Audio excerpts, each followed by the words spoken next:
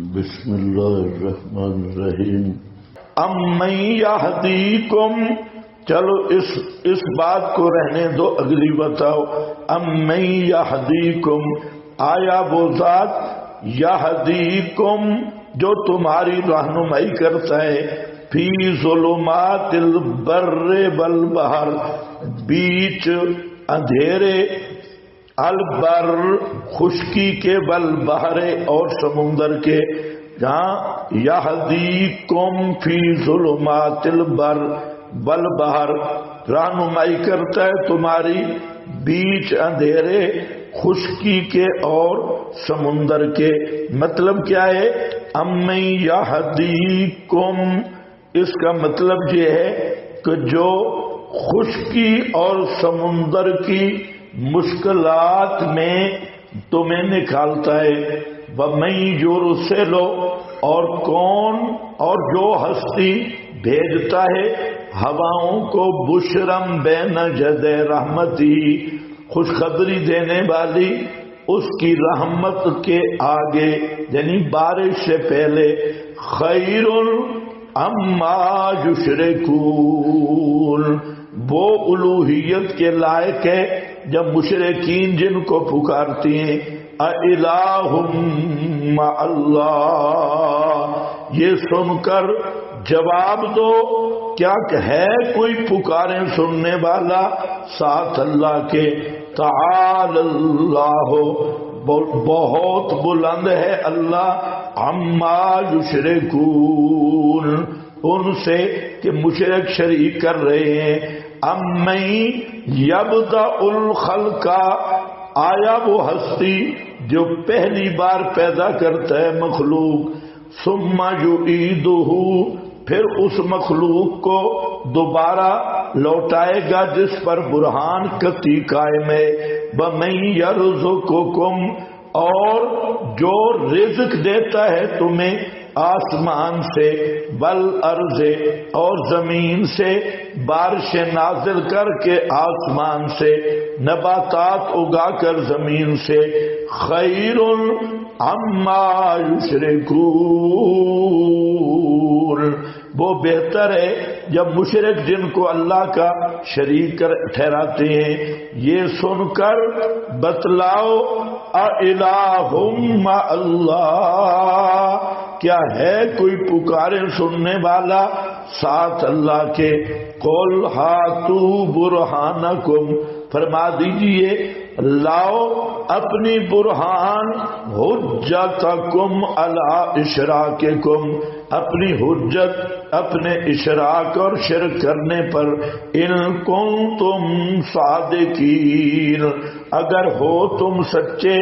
قل لا یعلم من فی السماوات والارض الغیب الا اللہ، فرما دیجئے نہیں جانتے من فی السماوات، جو آسمانوں میں ہیں یعنی ملائکہ، والارض، اور زمین والے جیسے انبیاء، الغیبہ، ہر غیب کو، الا اللہ، سوا اللہ کے، وما یشعرون، اور نہیں جانتے یہ، ایان یبعثون،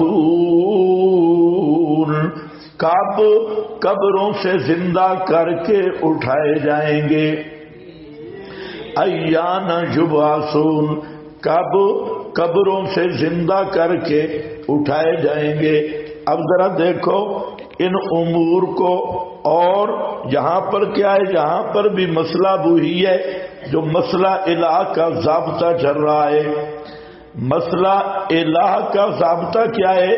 میں نے آپ کو مسئلہ الہ کا قانون بتا دیا کہ پورے قرآن کریم میں 4 صفات بیان ہوں گی، جہاں پر بھی اللہ تعالی کے لیے الوہیت کا اس بات، غیر اللہ سے الوہیت کی نفی، ایک علم ما فوق الاسباب، تصرف ما فوق الاسباب، سماع ما فوق الاسباب، بصر ما فوق الاسباب، یہ 4 صفات کا تذکرہ آئے گا۔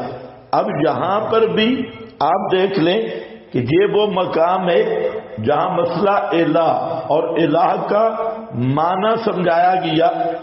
اس میں 18 امور وہ ہیں جن میں یہی مذکور ہے تصرف ما فوق الاسباب، جیسے آسمان و زمین کو، آسمان کو پیدا کرنا، زمین کو پیدا کرنا، آسمان سے بارشیں نازل کرنا، زمین سے نباتات اگانا، نباتات اور باغات کو پر رونق بنانا، اور زمین کو رہائش کے قابل بنانا، زمین میں نہریں جاری کرنا، زمین میں پہاڑوں کو ٹھہرانے، زمین ٹھہرانے کے لیے پہاڑوں کو رکھنا، 2 دریاؤں کے درمیان حاجز اور پردہ بنانا، اور بے بس کی پکار کو پہنچنا اور مشکل حل کرنا، تمہیں زمین میں خلیفے بنانا اور تمہیں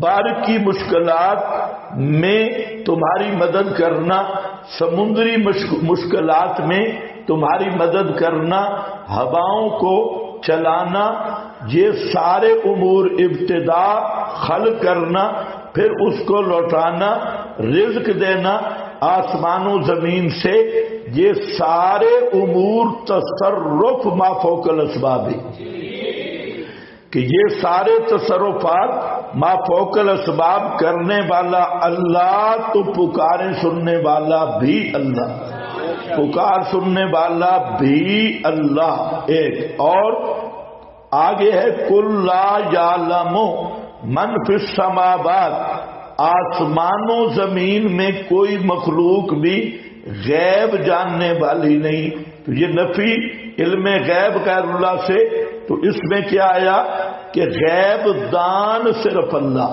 پہلے 18 امور تھے کہ متصرف صرف اللہ، اور جہاں آیا غیب دان صرف اللہ، نتیجہ واضح ہے کہ الہ صرف اللہ، پکار سننے والا صرف اللہ۔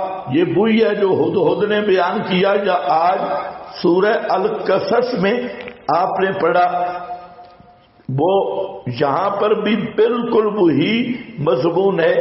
تو یہ ضابطہ اور قانون ہے مسئلہ الہ کا۔ نیز یہاں جو لفظ آیا ہے امن یجیب المضطر اذا دعاہ ویکشف السوء، اور آگے کیا آ رہا ہے اِلٰہٌ مع اللہ۔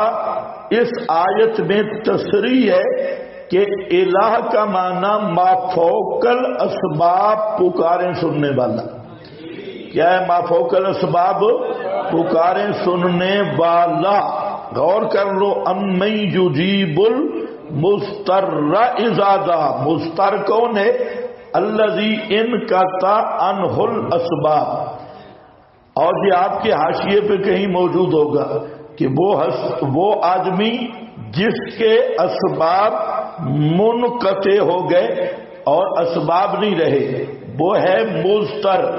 اور دوسرا جو آپ کے پاس لکھا ہے المضطر الذی احوجہ مرض او فقر، مضطر وہ ہے جس کو مرض لگی یا تنگ دست ہوا، اور ونازلۃ، یا اس پہ کوئی مصیبت آ گئی اور وہ تضرع اور اللہ کے سامنے گڑ گڑانے پر مجبور ہوا، اور ہے مذنب گناہگار ہے، وہ استغفار کرتا ہے۔ اذا دعا او من رفع یدیہ ولم یر لنفسہ حسنا، کہتا ہے کہ ایک آدمی ہے کہ وہ مصیبت میں پھنسا، بیماری لگی یا اور کوئی اسے مصیبت پڑی، لیکن اس کے نام اعمال میں نیکی بھی موجود ہے، تو نیکی اور عمل حسن یہ قبولیت دعا کا وسیلہ ہے۔ لیکن مضطر وہ ہے کہ جو مصیبت میں پھنسا اور اس کے نام اعمال میں نیکی بھی نہیں، یعنی قبولیت دعا کا وسیلہ تک بھی نہیں، تو ایسے گناہگار کی پکاروں کو پہنچنے والا کون ہے؟ اللہ۔ یہ تو کہتا ہے جی گناہگاروں کی سنتا نہیں، اللہ اپنی الوہیت کی دلیل پیش کر رہے ہیں کہ ایسا آدمی جس کے نام اعمال میں نیکی نہیں سوا اسی نیکی کے، غیرت توحید، صرف ایک ہی نیکی ہے کہ پکارے سننے والا اللہ ہے، عقیدہ اسی پہ ہے توحید والا، اور توحید والی نیکی کے علاوہ کوئی نیکی نہیں، تو اس کی پکار کو پہنچنے والا اللہ، تو الہ بھی صرف اللہ۔ اب یہ آیت اگر ضد نہ ہو، اس کا سیاق و سباق دیکھ کر الہم اللہ اصل بتانا بھی یہی مقصود ہے۔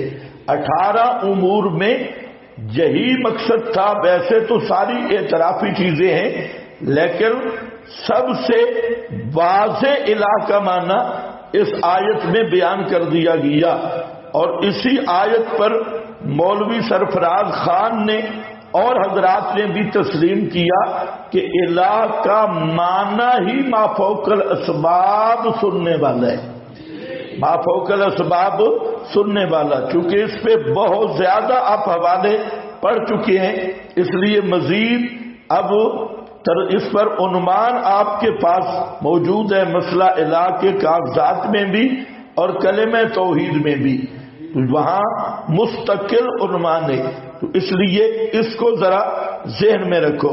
باقی ہر جگہ پہ جواب یہی ہوگا، لا الہ الا اللہ۔ امن یہدیکم کا معنی میں نے آپ کو بتایا کہ اس کا کیا معنی ہے۔ امن یہدیکم یعنی ظلمات بر اور بحر، ظلمات بر بھی آیا ہے، اور جہاں پر ظلمات سے مراد کیا ہیں، مشکلات اور حاجات۔ اور اس سے یہ بھی واضح ہو گیا کہ بعض لوگ جو پیش کرتے ہیں جناب اعینونی عباد اللہ، کہ جنگل میں جاؤ تو عباد اللہ کو پکارو، یہ روایت بھی بالکل موضوع اور نصوص قطعیہ کے معارض ہونے کی وجہ سے واجب الرد ہے اور مشرک کے منہ پر ماری جائے گی۔ اس کے بعد ان امور پر جو سب سے بھاری امر ہے وہ یہ ہے کہ ہاتو برہانکم، ہاتو برہانکم، ہاتو مستر کی تعریفیں آپ کے پاس بہت لکھی ہیں۔ او هو الذی قطع العلائق اما دون اللہ، جس کے اللہ کے سوا ہر ایک سے اسباب ختم ہو گئے ہوں، علائق ختم ہو گئے ہوں۔ اور آگے فرماتے ہیں سہل هو الذی اذا رفع یدیہ الی اللہ داعیا، یہ مستر وہ ہے جو اللہ کی طرف ہاتھ بلند کرے دعا کرنے والا، لم یکن لہ وسیلۃ من طاعۃ، اور اس کے پاس کوئی طاعت والا وسیلہ بھی نہ ہو، نیکی بھی نہ ہو، قدمہا جو اس نے آگے کی ہو۔ جاء رجل الی مالک ابن دینار فقال ان اسألک باللہ، میں پوچھتا ہوں، مانگتا ہوں، تجھ سے پوچھتا ہوں یہ کہ میرے لیے دعا کر اور میں مضطر ہوں۔ قال اذن فاسألہ فإنہ یجیب المضطر اذا دعاہ، تو نے کہا کہ خود دعا کر، کیونکہ اللہ کا وعدہ ہے کہ مضطر کی دعا میں خود سنتا ہوں اور میں خود اس کو پہنچتا ہوں۔ اسی طرح وہ آگے قرطبی کا حوالہ بھی موجود ہے کہ مضطر کس کو کہا جاتا ہے، کہ اور اسی طرح وَعْلَمْ أَنَّ الْمُضْطَرَ هُوَ الَّذِي أَحْوَجَهُ مَرَضٌ او فقر او نازلۃ من نوازل الدہر الی التضرع الی اللہ یکشف السوء فهو کالتفسیر للاستجابہ، یکشف السوء گویا کہ استجابت کی تفسیر ہے فَإِنَّهُ لَا يَقْدِرُ أَحَدٌ عَلَى كَشْفِ مَا دَفَعَ إِلَيْهِ مِنْ فَقْرٍ إِلَى غِنًى بمرض إلى صحة بضيق إلى سعة إلا القادر الذي لا يعجز بل قاهر الذي لا ينازع الکبیر ہے۔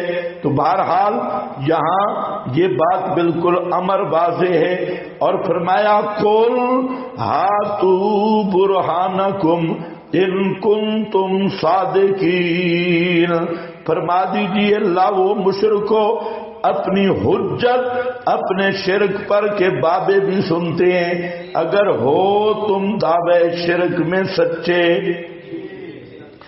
مسئلہ چونکہ پڑا ہوا ہے اور یہاں خلاصہ بیان ہو گیا۔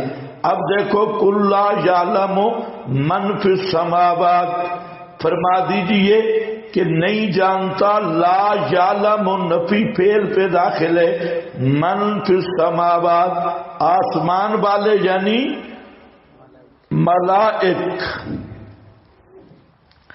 فرشتے، بالارض اور زمین والے یعنی انبیاء اولیاء، سب کے سب کس کو نہیں جانتے؟ الغیبہ، غیب کو سوا اللہ کے۔ یہ ایسے ہے جیسے لا الہ الا اللہ، لا یعلم الغیب الا اللہ، نہیں کوئی غیب جاننے والا اللہ کے سوا۔ یہ مسئلہ بھی بالکل واضح اور ظاہر ظہور ہے، جہاں صرف پہلے بھی عرض کیا جا چکا ہے، صرف چند باتیں سمجھے۔ نمبر ایک، علم الغیب یہ اللہ کا خاص ہے، علم الغیب، تو اس کے ساتھ ہے اعلام یا اطلاع یا اخبار۔ یہ میں پہلے بتا چکا ہوں کہ اللہ تعالی بذریعہ وحی کے انبیاء کرام کو بعض امور غیبیہ پر اطلاع دیتا ہے اور بعض امور غیبیہ جانوا دیتا ہے یا بتلا دیتا ہے۔ اس کو کیا بولتے ہیں؟ اطلاع علی الغیب یا اظہار الغیب، اور یہ غیب کہا جاتا ہے باعتبار ما کان کے کہ قبل الاطلاع و غیب ہوتا ہے، بعد الاطلاع و غیب نہیں ہوتا، اس لیے یہ غیب کی خبر ہے، اطلاع ہے، یہ علم الغیب نہیں۔ علم الغیب کے متعلق صاف مسئلہ ہے کہ یہ اللہ کا خاصہ ہے، اور علم الغیب مخلوق میں جزئی مانے تب بھی مشرک ہے، کلی مانے تب بھی مشرک ہے۔ تو علم الغیب میں کوئی تجزی نہیں، چاہے بعض مانے تب بھی مشرک ہے، کل مانے تب بھی مشرک ہے، یہ صرف اللہ کا خاصہ ہے۔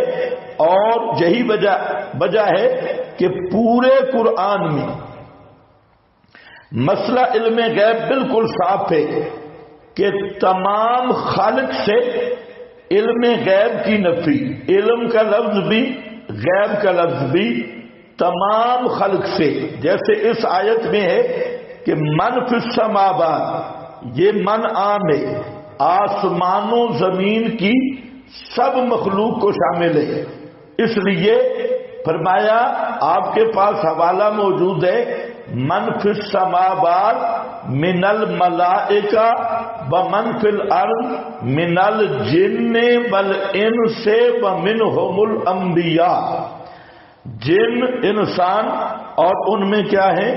انبیاء کرام سب۔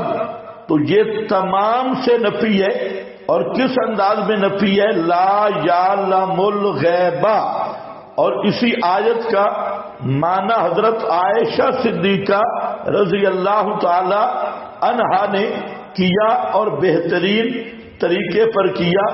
آپ کے پاس یہ موجود ہے، فرماتی ہیں کہ لا یعلم الغیب الا اللہ، لأنہ یقول لا یعلم الغیب الا اللہ، وہ اگلے صفحے پہ بخاری کا حوالہ ہے 7380 نمبر حدیث ہے، اور وہاں پر من حدث کا انہ یعلم الغیب، جو آدمی آپ کو یہ خبر دے کہ نبی صلی اللہ علیہ وسلم غیب جانتے ہیں، فقد کذب، اس نے جھوٹ بولا ہے۔ کیوں؟ وَهُوَ یقول لا یعلم الغیب الا اللہ، لا یعلم الغیب الا اللہ، یہ حاصل معنی بیان کیا ام المومنین نے، اس لیے کہ اللہ فرماتی ہیں نہیں جانتا کوئی غیب کو اللہ کے سوا، لا یعلم الغیب الا اللہ۔ اس سے یہ بھی پتہ چلا کہ من کے عموم میں رسول اللہ بھی داخل ہیں، اور یہ جو ضابطہ ہے نا کہ عموم عام اپنے تمام افراد کو قطعاً و یقیناً شامل ہوتا ہے، تو یہ صحابہ کرام نے جو اہل لسان تھے انہوں نے بھی یہی ضابطہ سمجھا ہے، ورنہ من کا لفظ عام ہے، اور استدلال کیا کر رہی ہیں حضرت عائشہ کہ رسول اللہ صلی اللہ علیہ وسلم کو بھی لفظ من شامل ہے۔ جاگ رہے ہو یا نہیں؟ لفظ من رسول اللہ صلی اللہ علیہ وسلم کو بھی شامل ہے، صرف یہاں یا من فی القبور میں بھی شامل ہے۔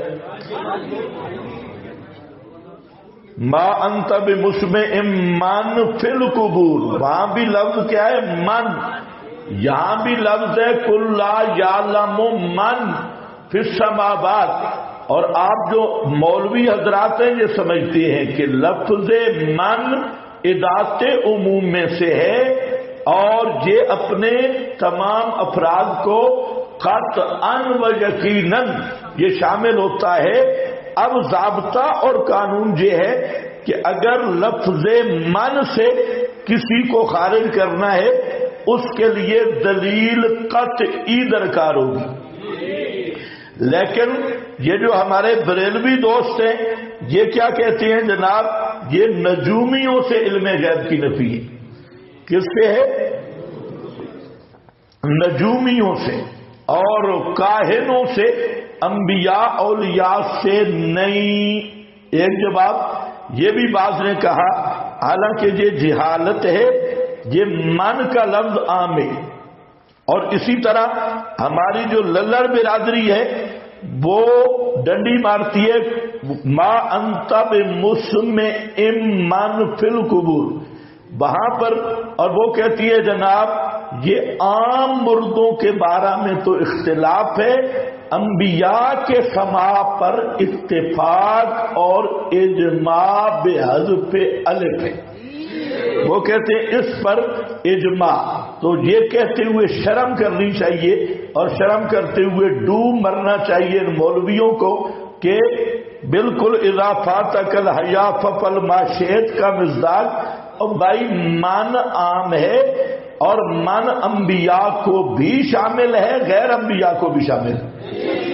اب چاہیے تو یہ تھا نا کہ ہمت کر کے انبیاء کے سما کی تخصیص کر کے دکھاتے، دلیل اس پہ لاتے کہ انبیاء کا سما تو ہے لیکن تخصیص کیا ہے؟ تخصیص کوئی حدثنا ابلیس بھی کوئی نہیں، تخصیص ہے ہی کوئی نہ۔ اور اسی طرح جہاں اب بریلوی حضرات کو بھی چاہیے اور پوری بریلویت مل جائے کہ لفظ علم کا بھی ہو، غیب کا بھی ہو، اور کسی نبی ولی کے لیے پورے قرآن میں علم الغیب کا لفظ دکھائیں، لیکن ایسی آیت پورے قرآن میں موجود نہیں۔ اسی طرح للڑ برادری، ان سے بھی آپ کہہ دیں کہ آپ جو کہتے ہیں انبیاء کا سماع اتفاقی اور اجماعی ہے، تو پہلی بات اصولاً کہ قرآن نفی جو کر رہا ہے من فی السماوات، اور جہاں قرآن نفی کر رہا ہے من فی القبور، اب من فی القبور کے افراد میں حضرات انبیاء کرام ہیں یا نہیں؟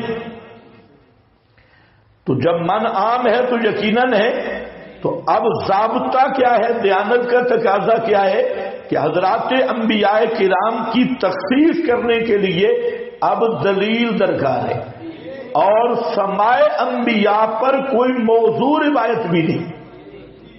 یہ بات ذرا ذہن میں رکھے. کیا کہہ دیا میں نے؟ کوئی وہ ایک روایت جو پیش کرتے ہیں منصلہ والی، وہ آ جائے گا، وہ امام الانبیاء کے بارے میں پیش کرتی، اور دعویٰ کے سماع الانبیاء کا، سماع الانبیاء کا. تو ہمارا مطالبہ ہے سماع الانبیاء پر کوئی آیت، کوئی ایک حدیث، کوئی ایک صحابی کا قول، چار ائمہ میں سے کسی ایک کا قول، ان کے شاگردوں میں سے کسی ایک کا قول اگر پیش کر دو علی الراس والعین، اگر نہیں تو پھر تمہارے جیسا کذاب اور تمہارے جیسا فراڈی دنیا میں کوئی نہیں. وہ کون سا اجماع ہے جس میں ایک صحابی نہیں؟ وہ کون سا اجماع ائمہ مجتہدین میں سے ایک امام اس میں نہیں؟ وہ کون سا اجماع ہے کہ خیر القرون کا ایک آدمی اس میں نہیں؟ تو وہ اجماع نہیں ہے، وہ کراچی کا الف کا حذف کرنا واجب الحذف اجماع ہے. وہ کراچی اور پشاور اور لاہور والے ان لوفروں کا اجماع ہے، وہ شرعی اجماع نہیں. اس لیے وہاں قانون چا کامری کا قانون لگے گا، اور قانون بھی وہ حمزہ واجب الحذف ہے، نہیں تو ایمان شاٹ ہو جائے گا. ہاں تو ان کو بتا دو وہاں یہ قانون لگاؤ، حمزہ کیا ہے؟ واجب الحذف ہے. تو اجماع کہو لیکن حمزے کو توڑ کے کہو، شرم نہیں آتی. جہاں بھی من ہے وہاں بھی من ہے. اور ایک پارٹی کہہ رہے اچھا یہ جو من فی السماوات ہے اس کو للڑ بھی کہتے ہیں، نبی پاک کو بھی شامل، یہ عام ہے. اور من فی القبور والا من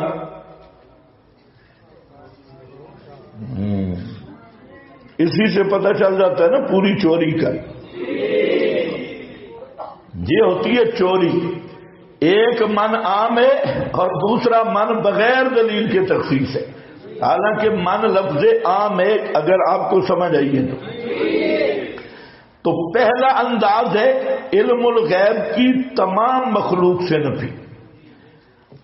دوسرا قرآنی انداز ہے کہ خاص کر حضرات انبیاء سے نفی. اچھا اس عنوان پہ بہت ساری آیات ہیں، ایک تو یہ ہے. دوسرا وَعِندَهُ مَفَاتِحُ الْغَیْبِ لَا يَعْلَمُهَا إِلَّا هُوَ،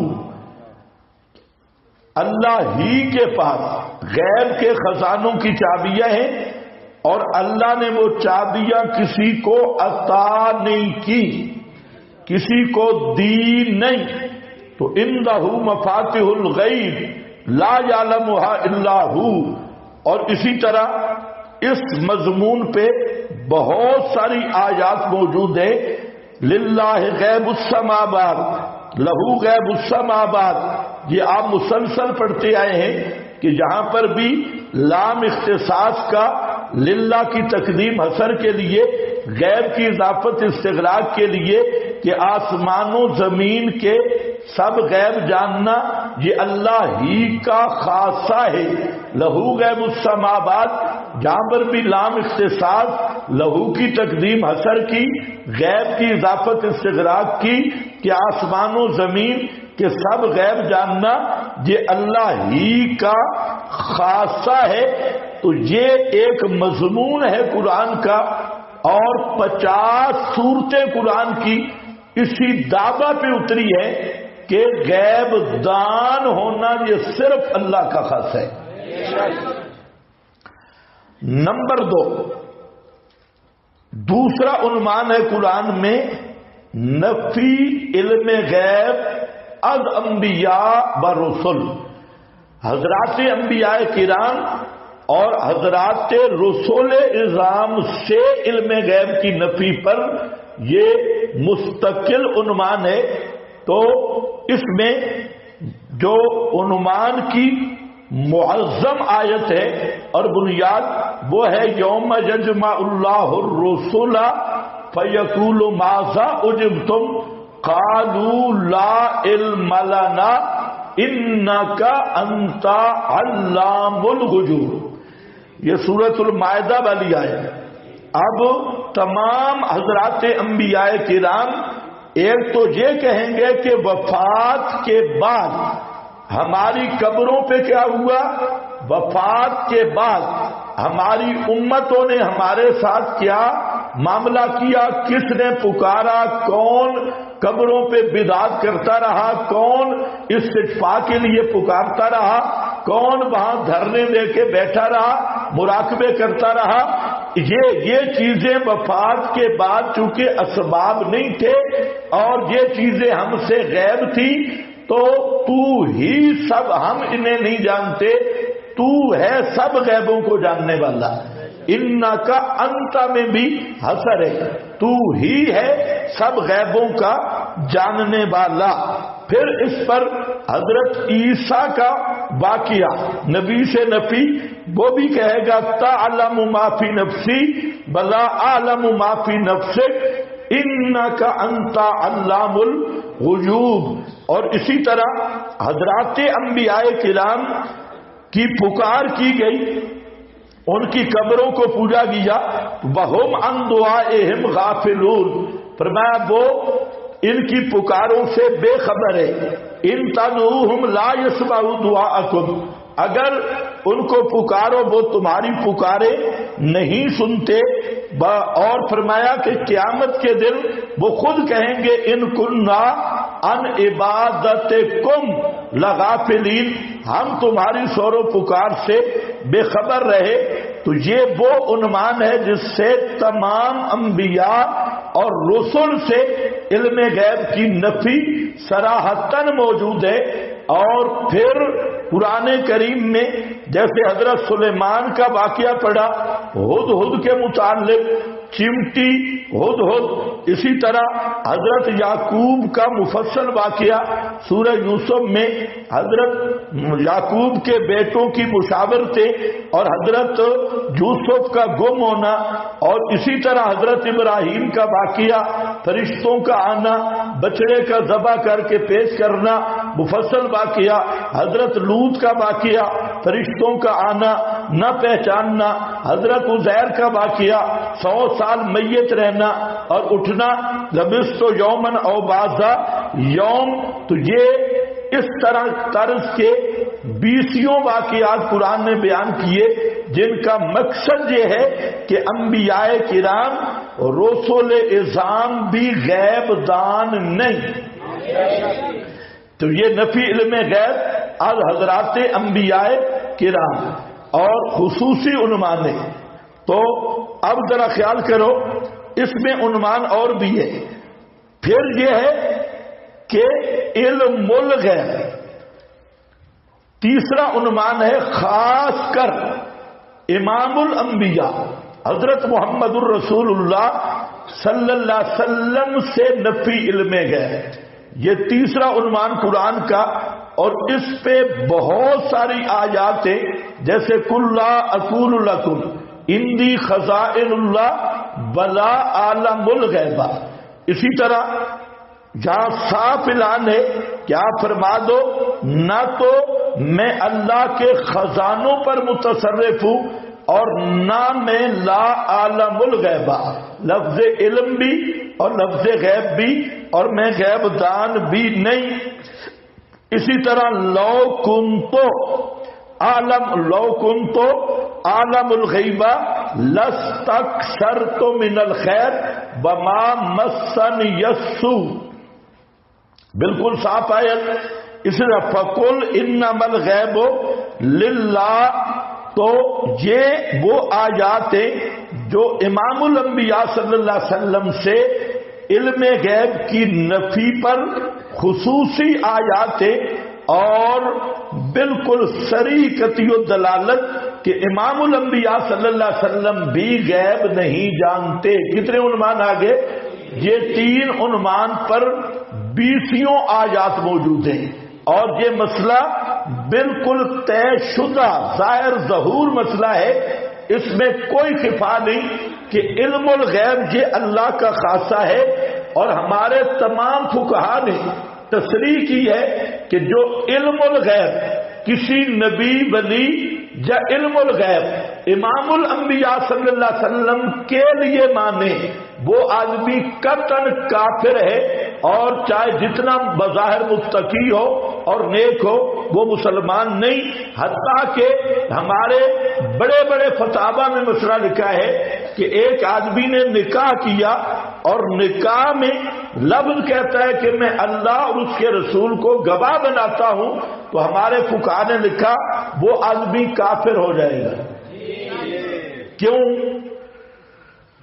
کیوں کافر ہو جائے گا؟ لأن اعتقادہ انہ یعلم الغیب، اس لیے کہ اس کا عقیدہ ہے کہ نبی پاک غیب جانتے ہیں، اور ہماری مجلس سے نکاح کا پتہ ہے آپ غیب جانتے ہیں۔ وذالک کفر، وذالک کفر، یہ غیب دانی کا عقیدہ رکھنا یہی کفر ہے۔ آگے فرماتی ہیں ما کان یعلم الغیب حین کان فی الاحیاء، آپ اس وقت غیب نہیں جانتے تھے جب آپ زندوں میں تھے۔ فکیف بعد الموت، فکیف بعد الموت، تو جب زندہ تھے تو غیب نہیں جانتے تھے، کیف بعد الموت، مرنے کے بعد کس طرح غیب جانتے ہیں؟ آج کل تو للڑ برادری کہتی ہے مرنے سے ادراک اور بڑھ جاتا ہے، اور ہمارے فقہا کیا کہہ رہے ہیں کہ ما کان یعلم الغیب حین کان فی الاحیاء فکیف بعد الموت، جب آپ زندہ تھے غیب دان نہیں تھے تو مرنے کے بعد کیسے غیب جانتے ہیں؟ یہ ہمارے فقہا کا انداز ہے، اور یہ فتوے ماشاءاللہ یہ ہماری 300-400 کتب میں موجود ہے۔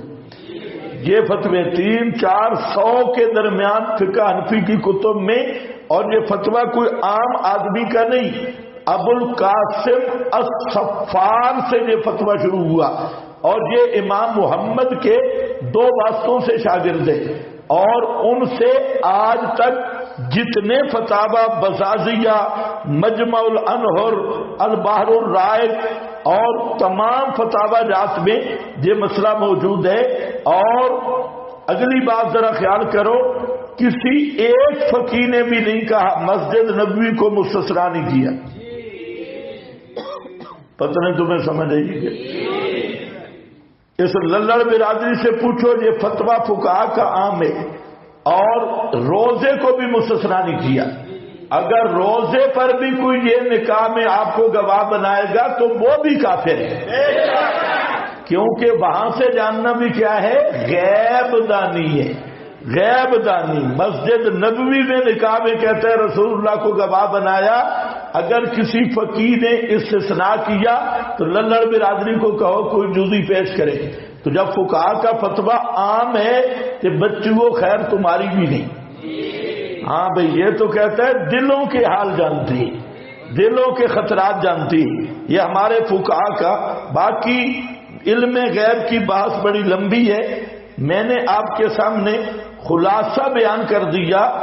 اب یہاں یہ نہیں چلے گا کل لا یعلم جی ذاتی کی نفی ہے تے عطائی کی نہیں، یہاں کیا ہے؟ لا یعلم نفی فعل پہ داخل ہے، اور ذاتی عطائی مطلق فعل کی نفی ہے، تو علم الغیب مطلق مخلوق سے نفی ہے۔ اب یہاں پر بریلوی حضرات کو جو دھوکہ لگا ہوا ہے وہ تعارض بناتے ہیں اخبار غیب، اطلاع علی الغیب، کہتے ہیں دیکھو جی دوسری آیات ہے جس میں غیب کی خبروں کی بات آ رہی ہے، تو پھر تعارض ایک بنایا، پھر تطبیق دی کہ نفی علم غیب ذاتی کی ہے اور اس بات علم غیب عطائی کا ہے۔ تو ہم کہتے ہیں پھر یہ بھی بتاؤ لا الہ الا اللہ میں بھی یہ تعبیر تو ہو سکتی ہے کہ نفی الوہیت ذاتی کی ہے، اور ابو جہل الوہیت عطائی کا قائل تھا، اس لیے وہ بیچارہ بھی مواحد تھا، بدر میں اس کے ساتھ زیادتی ہو گئی۔ تو یہ جو ملا ہے نا، یہ ہمیشہ بدعتی اور مشرک کا ذہن بھی کام نہیں کرتا۔ اور بھائی نفی الوہیت کی جب ہوگی تو الوہیت کی لا الہ الا اللہ میں کوئی کہے کہ ذاتی الہ کی نفی تو ہے لیکن عطائی الہ کی، تو عیسائی تو عطائی الہ مانتے ہیں، ابو جہل تو عطائی الوہیت غیر اللہ کی مانتے ہیں، تو پھر ابو جہل موبائل ہو گیا۔ اب کسی پہ نعرے لگاتے ہیں مطمئن نہیں، اور جی ذاتی کی نفی ہے تو ہم کیا مانتے ہیں؟ عطائی۔ اور بھائی عطائی کے بھائی سن کہ ہمیشہ مشرک عطائی مانتے رہے، عطائی مانتے رہے، مشرک کا ہمیشہ یہی بنیاد رہی کہ اللہ نے انہیں طاقتیں عطا کر رکھی ہے، اللہ نے انہیں علم غیب عطا کیا، اللہ نے انہیں سماعت کی طاقت ما فوق الاسباب عطا کی۔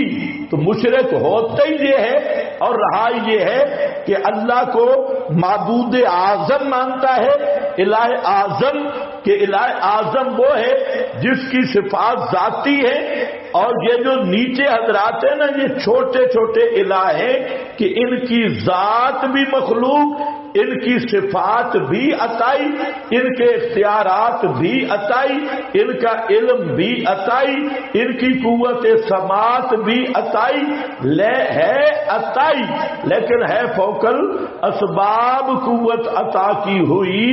اسی کا نام شرک ہے دوست بزرگوں، ورنہ کسی رضا خانی یا للڑ میں یہ ہمت نہیں وہ ہمیں بتائے کہ الوہیت عطائی غیر اللہ کے لیے ماننا۔ یہی تو ایک بزرگ کو میں نے کہا، کئیوں کو کہا، ایک کو نہیں، اور اس کا جواب مر گئے نہ دیا، مر جائیں گے نہیں دیں گے۔ کیا کہ الوہیت عطائی کوئی مانے مشرک ہوگا یا نہیں؟ آگے سے کہتے ہیں جی الوہیت تو قابل عطا ہے ہی نہیں۔ میں یہی کہتا ہوں کہ جب الوہیت قابل عطا نہیں تو خواص الوہیت قابل عطا کیسے ہو گئے؟ تو یا مانو الوہیت عطائی بھی، باقی جہاں کیا ہے کل لا یعلم من فی السماوات، تو یہ مطلق فعل کی نفی ہے۔ تو اب وہ تعارض ہی غلط بناتی ہے، میری بات سنو وہ مکمل، کہ وہ تعارض کیا بناتی ہے کہ عالم الغیب فلا یظہر علی غیبہ ما کان اللہ لیطلعکم علی الغیب۔ یہ آیات پڑھ کے کہ انبیاء کو غیب کی خبر دی جاتی ہے، اعلان، اطلاع، اظہار، اس کو وہ کہتے ہیں دیکھو جی پھر علم غیب تو آ گیا نا، آ گیا، تو ادھر علم غیب کی نفی ہے، ادھر علم غیب کا اس بات ہے، لہذا یہاں عطائی کا اس بات ہے اور نفی ذاتی کی، یوں جاتے ہیں، لیکن یہ جہالت ہے۔ میں پورے چیلنج سے کہتا ہوں کہ علم الغیب مخلوق کے لیے آیا ہی نہیں، نہ قرآن میں نہ حدیث میں۔ علم الغیب کی علل اطلاق نفی ہے، قرآن میں بھی حدیث میں بھی۔ ہاں اخبار غیب کا اس بات ہے، تو علم غیب کا موضوع ہی اور ہے، اطلاع غیب کا موضوع ہی اور ہے، اور علم الغیب چیز ہی اور ہے، اطلاع علی الغیب چیز ہی اور ہے۔ جب دونوں کا روٹ ہی الگ الگ ہے، موضوع ہی الگ الگ ہے، تو تعارض کیسا؟ یہ کوئی تعارض نہیں، تعارض بنا دیا گیا۔ تو علم الغیب کی نفی ہے اور اخبار غیب کا اس بات ہے، علم غیب علم ما فوق الاسباب ہے، اور جب اطلاع رہی ہے تو اطلاع اور خبر یہ سبب علم ہے، تو جو علم اسباب کے تحت آ رہا ہے وہ علم غیب نہیں، علم غیب ہوتا ہی ما فوق الاسباب ہے۔ کیا سمجھے ہو؟ باقی میں یہ بھی سمجھا چکا ہوں کہ اخبار غیبیہ اور ملکہ غیب دانی میں کیا فرق ہے، ذہن میں ہے یا نہیں ہے؟ ایک اخبار غیبیہ ہے، خبر علم بے معنی دانستن، اخبار غیبیہ، اور دوسرا کیا ہے؟ علم بمانا ملکہ، صفت غیب دانی. تو اصل مابین نزاع ان اہل بدعت کے ساتھ کس میں ہے؟ صفت غیب دانی، کہ ایسا ملکہ غیب دانی کا ایسی صفت عطا کر دی جائے کہ ہر جزی میں مستقل اعلام اور اطلاع الہی کی ضرورت نہ رہے. اس ملکے کی بنیاد پر، استعداد کی بنیاد پر جب توجہ فرمائے جس چیز کی طرف تو جان لے. یہ صفت غیب دانی بھی عندہ مفاتیح الغیب لا یعلمھا الا ھو، اسی میں نفی کی گئی کہ اللہ نے یہ ملکہ کسی کو عطا نہیں کیا کہ جب چاہے کوئی غیب کی بات معلوم کر لے. یہ شان اور یہ ملکہ اور یہ استعداد اللہ نے کسی کو عطا کی نہیں ہے. جب چاہتا ہے خود اطلاع کرتا ہے تو خود بتاتا ہے. تو خود بتانا اور ہے، اور ایسا ملکہ اور استعداد عطا کر دینا یہ چیز دیگر اس کو سمجھنا ہوگا. اگر بریلوی حضرات مسلمان ہونا چاہتے ہیں تو اس میں غور کرنا ہوگا. اور اسی طرح یہ رافضی حضرات اور للڑ بھی اگر نظر ثانی کر لیں اپنے اسلام پہ تو بہتر ہے.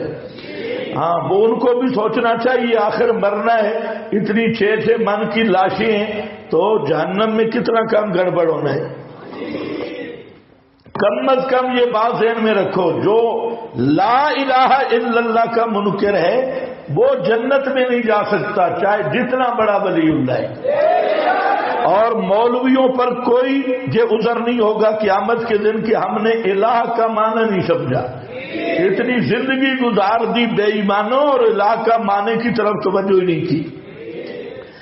تو کلا یعلم من فی السماوات والارض الغیب الا اللہ. آپ کے پاس سارے حوالے لکھے ہیں، اب میرے پاس ٹائم نہیں. یہاں 2 چیزیں ہیں، وما یشعرون ایان یبعثون. ایک تو نفی عمومی، پھر خاص کر نفی ہے قیامت کب قائم ہوگی، قیامت کب قائم ہوگی. یہ خصوصی نفی ہے اور یہ ایسی جزی خاصہ بسیطہ کہ قیامت کب قائم ہوگی. ساری دنیا رضا خانیت او پاکستان سے بریلی تک الٹی لٹک جائے. اور یہ ایسا گلے کا پھندا ہے کہ 17 آیات قرآنیہ اور حدیث متواتر جو قطعی الدلالت اس پر نص کرتی ہے کہ قیامت کب قائم ہوگی، یہ علم اللہ نے کسی کو عطا کیا ہی نہیں. اور سب صحابہ تابعین وہ کیا فرماتے ہیں، لم یطلع علیہا ملکا مقربا ولا نبیا مرسلا. اللہ نے اطلاع ہی نہیں دی قیامت کس گھڑی قائم ہوگی، قیامت کا معین وقت اللہ نے کسی کو بتلایا ہی نہیں، نہ پیغمبر کو بتلایا نہ کسی فرشتہ مقرب کو بتلایا. تو اب بتاؤ جمیع ماکان کہاں گیا؟ جمیع ماکان، جمیع مجبہ کلیہ کی نکیر سالبہ جزئیہ. اور یہ ہر مشرک کے گلے کا پھندا ہے. یہاں پر بھی علم غیب کی اور تاکید فرما دی، وما یشعرون ایان یبعثون. کب زندہ کر کے اٹھائے جائیں گے. ہاں ساتھ للڑ کا بھی مکالمہ ہو گیا کہ زندہ کر کے کب اٹھائے جائیں گے، جب قیامت قائم ہوگی. قیامت سے پہلے زندہ نہیں کیے جائیں گے. زندگی ملے گی کب؟ جب قیامت قائم ہوگی. یہ آپ کا حاشیہ بھرا ہے ان حوالوں سے کہ اللہ تعالیٰ نے پہلے علم غیب کی نفی کی علل عموم، اور پھر نفع عنہم ھذا الغیب المخصوص وہو وقت الساعہ والبعث. پہلے عموم علم غیب کی نفی، پھر خاص کر علم غیب.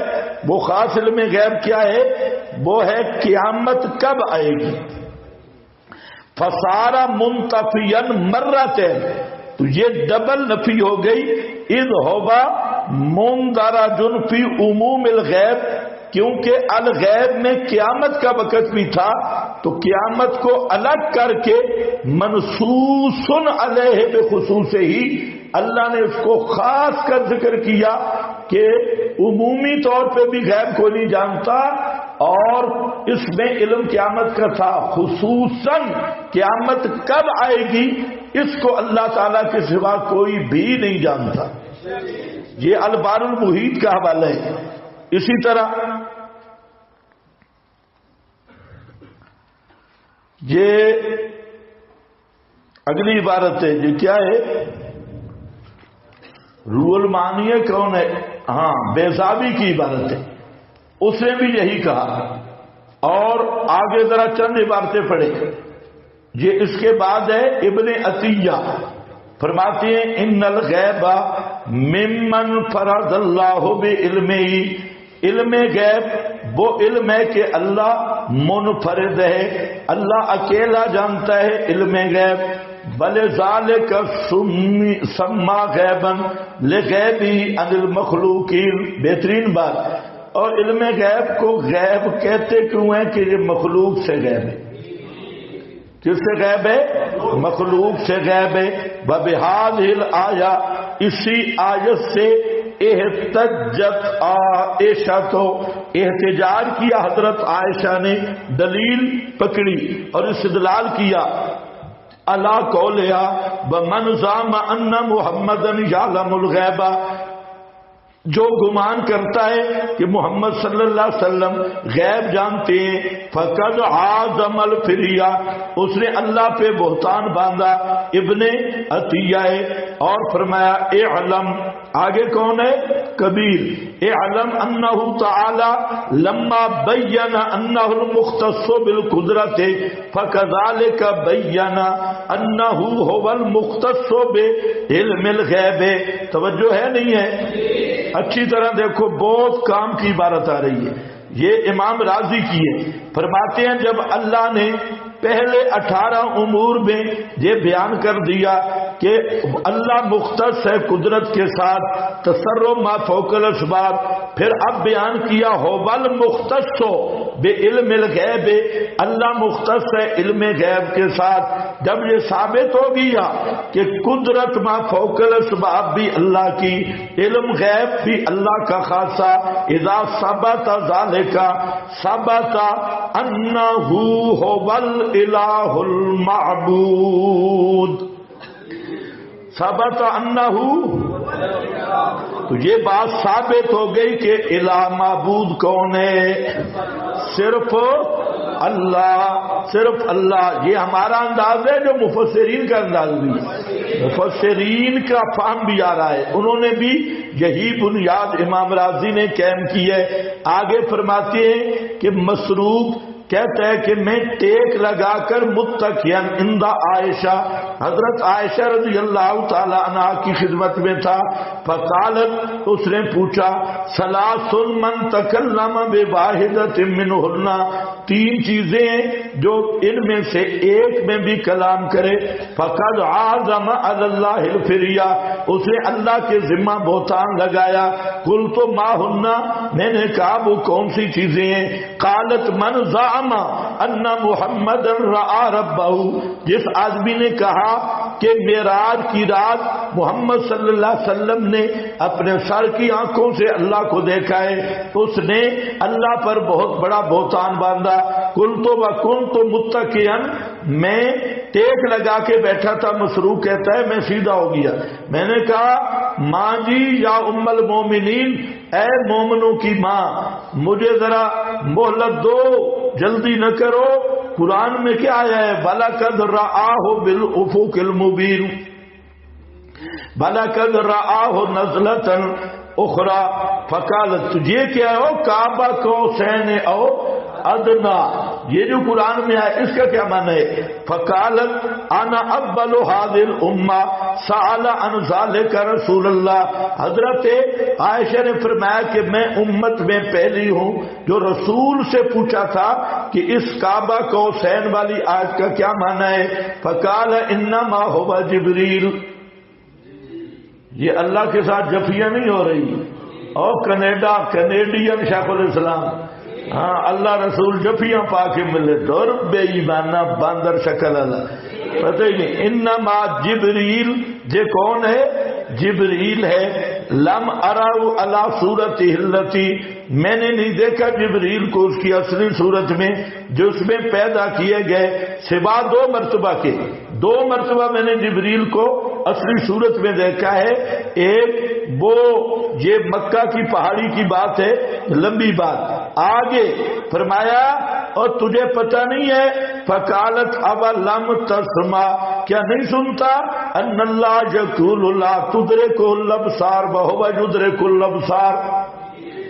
اب ذرا بیان توجہ ہے میری. حضرت عائشہ کو قرآن صحیح سمجھ آیا یا تمہارے مولویوں کو یا تفتزانی کو؟ ہاں کہتے ہیں جی علماء نے حضرت عائشہ کو جواب دیا تھا. اور پھٹے منہ تیرا کون وہ عالم ہے حضرت عائشہ کو جواب دینے والا؟ شرم نہیں آتی؟ یہاں صحابہ کی تفسیر اور جی علماء نے جواب دیا. کون ہے تیرا ملا؟ اس کو نکال باہر جو حضرت عائشہ کو جواب دے رہا ہے. پتہ نہیں تمہیں سمجھ بھی آ رہی ہے کہ نہیں؟ ہاں حضرت عائشہ نے جو بات کی تو کسی صحابی نے جواب نہیں دیا. تیرا کون ملا ہے؟ کیا علماء نے حضرت عائشہ کے جواب دیے ہیں. یہ احاطہ مراد ہے، احاطے کا بچہ. ہاں اس مولوی کو کٹ ہو جو حضرت عائشہ کو جواب دیتے ہیں بغیر. اچھا جی جواب دیا، یعنی یہ مولوی کی سوچ کا ٹمپریچر بھی دیکھا کہ ایک طرف ام المومنین ہے جو رسول سے ایسے سمجھ رہی ہے اور پوچھ کر، اب دوسری طرف کون ہے جی ہمارے علماء حضرت عائشہ کو جواب دیتے ہیں. جہاں تیرے علماء جائیں جہنم میں کیا جانتا ہوں تیرے مولویوں کو. علماء نے جواب دیا. کبھی آپ نے سوچے علماء نے، یہ کون ہے؟ علماء. علماء نے جواب دیا. حضرت عائشہ کو قرآن سمجھ نہیں آ رہا، تمہارے علماء کو سمجھ آ رہا. واہ واہ. علماء نے جواب دیا. لا تدرک الابصار، یہ جو للڑ برادری ہے نا یہ بالکل کوئی یہ کوئی بالکل خزاں کی پیداوار ہے. لا تدرک الابصار وهو یدرک الابصار. ناراض نہیں ہونا، للڑ اب ایک وصف بن چکے. ہر غالی جاہل مرکب کا نام اب للڑ ہے. هو اللطیف الخبیر. ایک آیت پیش کی، دوسری کہا کیا نہیں سنا تو نے بما کان لبشر ان یکلمہ اللہ الا وحیا. اب بخاری کہاں گئی بھائی؟ اب بخاری کہاں گئی؟ یہ میں بخاری پڑھ رہا ہوں. اور صحابہ کی تفسیر چھوڑنے والے کو خود بھی بزرگوں نے لکھا وہ زندیق ہے. اب یہ مولوی مانتے ہیں یہ مسئلہ؟ سوال ہی نہیں. ہمارے علماء نے جواب دیے، نبوی نے جواب دیے، تفتزانی نے جواب دیے. اور سارے تفتزانی اوپر نیچے کھڑے کرو آسمان تک چلے جائیں جو ام المومنین کے مقابلہ میں یہ ذرا ناچیز کی حیثیت نہیں رکھتے. ہاں بھئی دیکھو، فقالت دوسری آیت پیش کی، ما کان لبشر ان یکلمہ اللہ الا وحیا او من وراء حجاب او یرسل رسولا. یہ قالت اور فرمایا ومن زعم، جو عقیدہ رکھے گمان کرے کہ رسول اللہ صلی اللہ علیہ وسلم نے کتم شیئا من کتاب اللہ، کہ کتاب اللہ کے کچھ علوم چھپائے تھے، خاص کیے تھے علی کے ساتھ، حقیقت معرفت کے رب علی کے ساتھ خاص کیے، بات نیت یہ باطن اور معرفت. کتم شیئا من کتاب اللہ فقد عازم علی اللہ الفریہ، اس نے اللہ پہ جھوٹ بولا ہے. بخاری پڑھ رہا ہوں، ہاں بخار نہیں ہونا چاہیے. واللہ یقول، اللہ فرماتی ہے یا ایھا الرسول بلغ ما انزل الیک من ربک وَإِن لَّمْ تَفْعَلْ فَمَا بَلَّغْتَ رِسَالَتَهُ. قالت، تیسرا پوائنٹ فرمایا من زعم أَنَّهُ يُخْبِرُ بِمَا يَكُونُ فِي غَدٍ، اگر کوئی کہے کہ نبی پاک ما کان ما یکون کو جانتے ہیں، غد سے مراد مستقبل ہے. فقد عازم علی اللہ الفریہ، اس نے بھی جھوٹ بولا ہے، اللہ پہ بہتان باندھا ہے. اللہ فرماتے ہیں قل لا یعلم من فی السماوات والارض الغیب الا اللہ.